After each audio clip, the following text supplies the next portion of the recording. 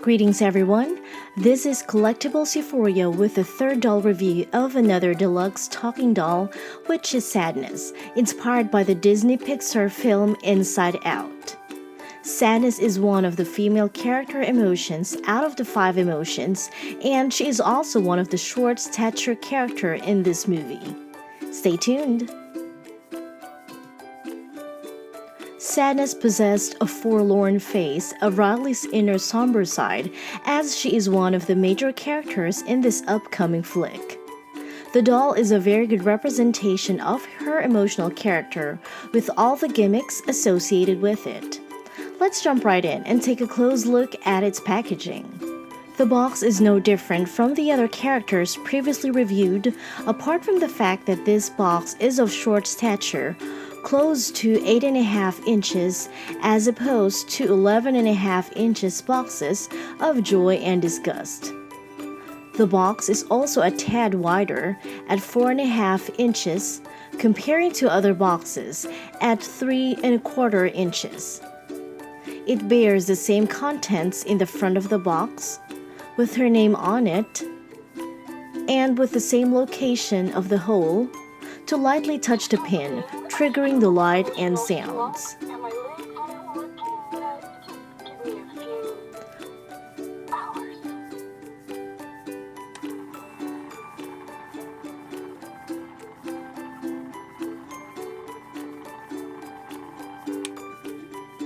Another difference to note is the back of the box possesses her promotional image, and her ability to speak 10 phrases is also indicated.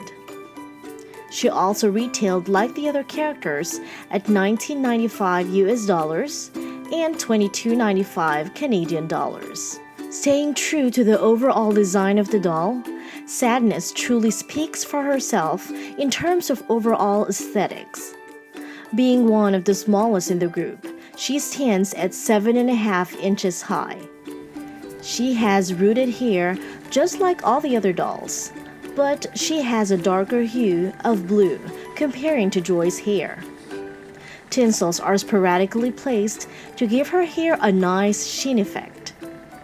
Her hair is soft and required only a small amount of gel to keep her hairstyle in place, as opposed to Joy, which is completely covered with gel on the outermost layer of her hair. As stated in my previous review, all the other emotions are color-coded, and Sadness was designated with a blue color, which is a perfect color scheme to choose for her character. She wears an oversized purple eyeglasses, which is non-removable. Her facial expression is spot on, having a sullen-looking face with her eyes looking up towards her left. My only gripe is her eyebrows are not highlighted with glitters like Joy and Disgust, but I guess they gave her a no-makeup look to emphasize her gloomy expression. She has disproportionate head and body frame, wherein her head and her torso appearing to be in the same proportion. However, she has very short limbs, especially her lower limbs.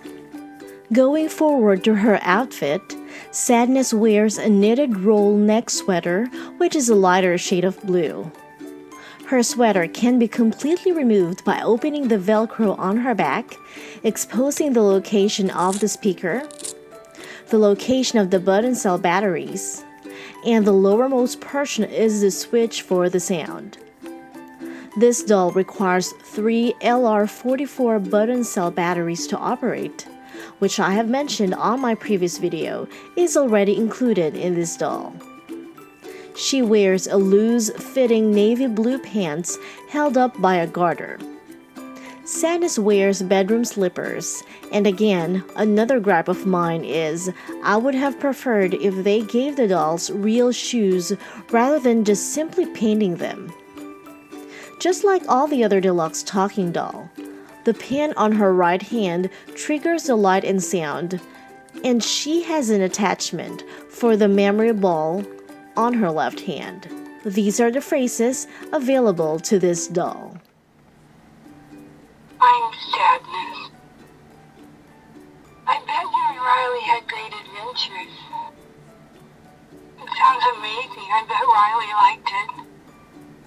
Crying helps me slow down and obsess over the weight of life's problems. Just one thing, I'm still in an emotional slump, and my legs aren't working yet. Just give me a few hours. Find the fun. I don't know how to do that.